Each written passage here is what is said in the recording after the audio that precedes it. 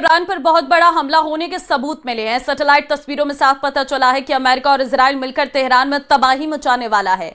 दावा किया जा रहा है कि ईरान को बातचीत के झांसे में फंसाकर बड़े हमले की तैयारी को आखिरी धार दिया जा रहा है। नेतन्याहू से सीक्रेट मीटिंग करने के बाद ट्रंप ने दो टूका है कि अगर ईरान ने अमेरिका की बात नहीं मानी तो ईरान को मूर्खता की भारी कीमत चुकानी पड़ेगी।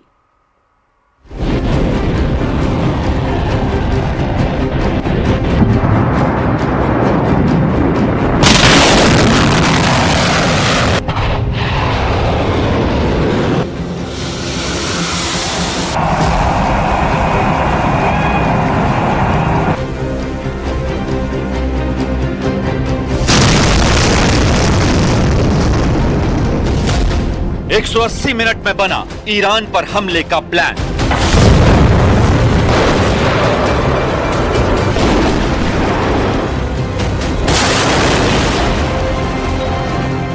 अमेरिका के राष्ट्रपति ट्रंप और प्रधानमंत्री नेतन्याहू ने 180 मिनट या कहें 3 घंटे में ऐसा क्या प्लान बनाया है जिसने ईरान के होश उड़ा दिए हैं।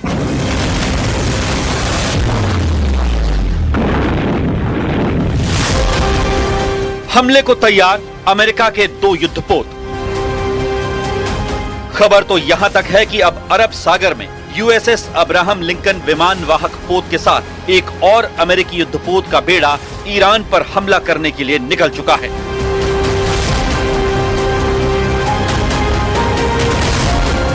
बातचीत तो बहाना है, बारूदी निशाना है।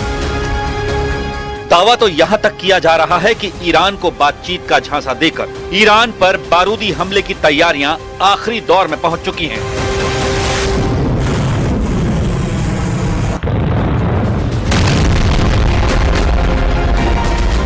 मान जाओ वरना मारे जाओगे।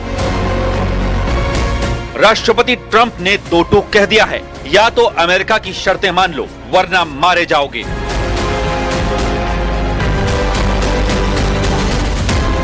48 घंटे में खामेनेई की खोद देंगे कब्र। खुफिया सूत्रों का यहां तक दावा है कि अगर ईरान नहीं माना तो न सिर्फ 48 घंटे में ईरान के परमाणु और मिसाइल ठिकानों पर हमले होंगे, बल्कि खामेनेई की भी सत्ता उखाड़ी जा सकती है।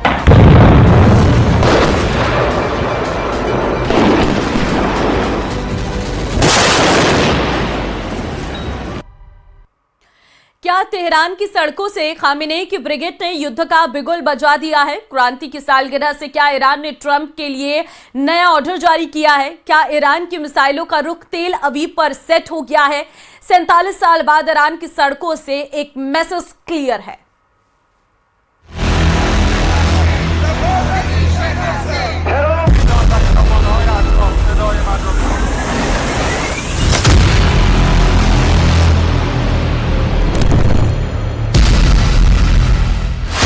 ईरान की सड़कों पर उतरे कमांडर। क्या अमेरिका के ठिकानों पर सबसे बड़ा हमला होने वाला है? तेहरान की सड़कों पर बैलिस्टिक मिसाइलों की तैनाती। क्या तेल अवीव पर मंडरा रहा है तबाही का साया?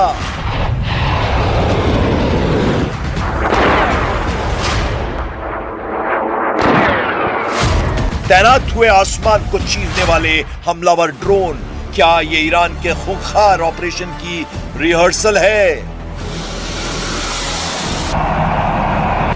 ईरान ने दिखाई मोबाइल लॉन्चर की ताकत। क्या ईरान ने अमेरिका और इजराइल से फुल एंड फाइनल युद्ध का मन बना लिया है?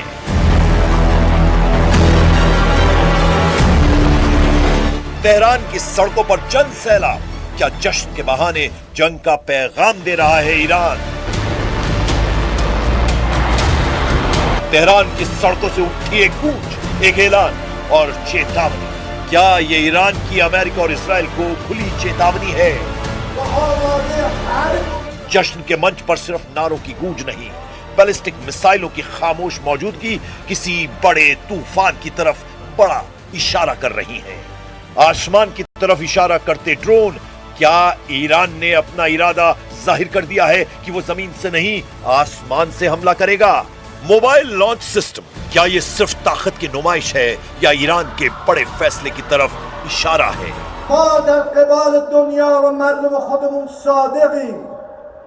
ما به دنبال سلاح هسته‌ای نیستیم. ما بارها و بارها این را اعلام کردیم و آماده هر گونه راستی آزمایی هستیم. دیوار بلند بی‌اعتمادی رو که آمریکا و اروپا در قبال اون حرف‌هایی که می‌زدند ایجاد کردند اجازه نمیده که این گفتگوها به نتیجه برسه. ایران ما در مقابل ईरान ने जंग का बिगुल बजा दिया है, इरादा भी जाहिर कर दिया है, टारगेट को भी फिक्स कर चुका है। हम बस वो सबूत दे रहे हैं कि कैसे ईरान अमेरिका और इजराइल पर भड़का हुआ है। قطعا نیستم، چون هیچ وقت به عهد و پیمانشون وفادار نموندن، همیشه دشمنی خودشون رو به ما ثابت کردن. به نظرم فایده‌ای نداره کلا گفتگو باهاشون. همونطور که رهبرمون گفتن جنگی که بعد از جنگی که اتفاق بیفته یه جنگ منطقه‌ای خواهد بود و قطعا ما آمریکا رو از این منطقه بیرون خواهیم کرد. भस्म कर देगा ईरान, खामेनेई की 5 कस्में। तेहरान की सड़कों पर उमड़ा ये जन सैलाब सिर्फ सालगिरह का जश्न नहीं लगाता। हजारों लोग हाथों में झंडे, अमेरिका और इजराइल के खिलाफ नारे। जब किसी मुल्क में टकराव का माहौल बनता है तो सबसे पहले आवाम को एकजुट दिखाया जाता है। ये भीड़ एक संदेश है। जंग के मैदान में खामेनेई अकेले नहीं है। और क्या ये लड़ाई सिर्फ राजनीतिक ताकत की नुमाइश भर है? مطمئن مردم خوب میدونن دوست رو از دشمن تشخیص میدن و میدانن نتیجه کمک‌های آمریکا شد سوریه، نتیجه کمک‌های امریکا شد افغانستان، نتیجه شد تو عراق دیدیم، نتیجه شد توی در واقع میدانیم که برای اینکه دشمن مایوس بشه باید قوی بشیم، باید رو زانوی خودمون دست بگذاریم و بلند بشیم. مطمئنم این قدرت رو داریم. जश्न के बीच सभी का ध्यान खींचती ये बैलिस्टिक मिसाइलें, दुश्मनों के ठिकानों को एक पल में तबाह करने की ताकत और इन मिसाइलों की मोबाइल लॉन्चर पर तैनाती। जंग से पहले ऐसी मिसाइलें तेजी से तैनात की जा सकती हैं और दूर बैठे दुश्मन का काम कब तमाम कर दे पता भी नहीं लगेगा। तो क्या सिर्फ चेतावनी है या तैयारी है जंग की? اونا قابل اعتماد نیستن. هر وقتی هر چیزی گفتن دفعه قبلم که همین بود. تو مذاکره بودیم که اون کارو کردن و این خیانت رو کردن و زدن. میخواد ایران رو غارت کنه. این ذخایر نفتی و کلی ذخایر دیگه‌ای که داریم دنبال غارت ایناست که بیاد این آش رو با جاش برداره و بعد به तेहरान की सड़कों पर दिख रहा फ्लाइंग विंग ड्रोन जंग का सबसे खामोश हथियार और ईरान की सबसे बड़ी ताकत। ऐसे ड्रोन लंबी दूरी तक उड़ान भरते हैं और टारगेट पर सटीक निशाना लगाते हैं। यूक्रेन से जंग में रूस ने ईरान के इसी ड्रोन का इस्तेमाल कर बड़ी तबाही मचाई थी। अब सवाल यह है कि ईरान ने ये ड्रोन सिर्फ ताकत दिखाने के लिए लगाए हैं या उसके मिलिट्री ऑपरेशन की तैयारी का हिस्सा हैं। ट्रक पर लगा ये कैनिस्टर बेस्ड लॉन्च सिस्टम तेज और अचानक तैनाती के लिए जाना जाता है।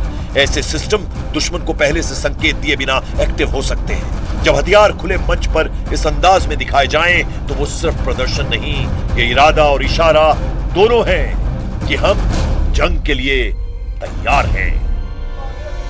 ईरान की लीडरशिप का लहजा भी कम सख्त नहीं है। झुकेंगे नहीं, ज्यादती बर्दाश्त नहीं करेंगे। एक तरफ बातचीत की बात तो दूसरी तरफ सड़कों पर हथियारों की ताकत। ये दोहरी रणनीति है, डिप्लोमेसी भी, दबाव भी।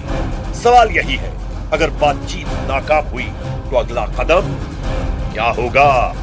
The president's told his entire senior team that we should be trying to cut a deal that ensures the Iranians don't have a nuclear weapon.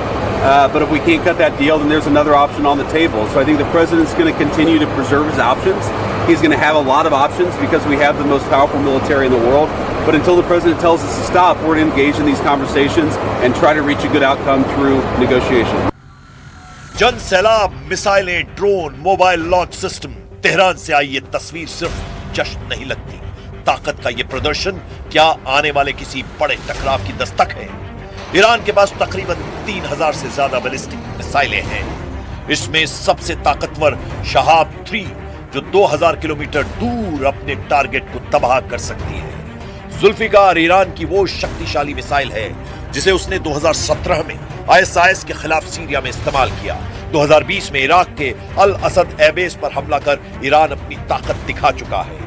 कम दूरी वाली मिसाइल फतेह 110 की ताकत भी ईरान ने 2017 में सीरिया के देर जोर में आईएसआईएस ठिकानों को तबाह करने के लिए किया। 2020 में इराक के अल असद एयरबेस पर इस मिसाइल से हमला किया गया। इसी बेस पर अमेरिकी सैनिक तैनात थे। موافقش نیستم چون هیچ وقت تجربه خوبی از مذاکره با کسی که بارها و بارها خواسته که مملکت ما رو نابود بکنه نداشتیم. अमेरिका से मुकाबला करने के लिए ईरान की ड्रोन ताकत जितनी ताकतवर है उतनी ही किफायती भी। खामनेई के पास शाहिद 136 और महाजिर 6 अटैक ड्रोन का बहुत बड़ा बेड़ा युद्ध के लिए हमेशा तैयार रहता है। जंग से पहले अमेरिका के खिलाफ खामनेई अपनी ताकत दिखा चुके हैं। अमेरिका भी जानता है कि ईरान से जंग लड़ना इतना आसान नहीं होगा। भले ही उसकी ताकत ईरान से कई गुना ज्यादा है, लेकिन रूस और यूक्रेन जंग से समझा जा सकता है कि जब जंग शुरू होती है तो ये मायने नहीं रखता कि कौन ताकतवर है और कौन कमजोर। जंग एक बार शुरू होती है तो लंबी खिंचती है और इसके नतीजे देश को तोड़ने वाले होते हैं। और यही वजह है कि अमेरिका ईरान से बातचीत में प्लान बी का जिक्र कर रहा है। The president's told his entire senior team that we should be trying to cut a deal that ensures the Iranians don't have a nuclear weapon. But if we can't cut that deal, then there's another option on the table. So ऐसे दुनिया में सबसे बड़ा रक्षा budget America का है। वो सालाना $800 billion से ज्यादा खर्च करता है। अमेरिका के पास 11 एयरक्राफ्ट कैरियर F-35 और F-22 जैसे ताकतवर फाइटर विमान हैं। सैकड़ों इंटरकॉन्टिनेंटल बैलिस्टिक मिसाइलें हैं। सीधी लड़ाई में अमेरिका ताकतवर है, लेकिन जब दो देश जंग में उतरते हैं तो सिर्फ दो देशों की लड़ाई नहीं रहती, इसमें धुरी बनती है, एलाइज जुड़ते हैं। और जब बात अमेरिका से जंग की होगी तो इसके खिलाफ भी एक लंबा और बड़ा गठबंधन तैयार होगा।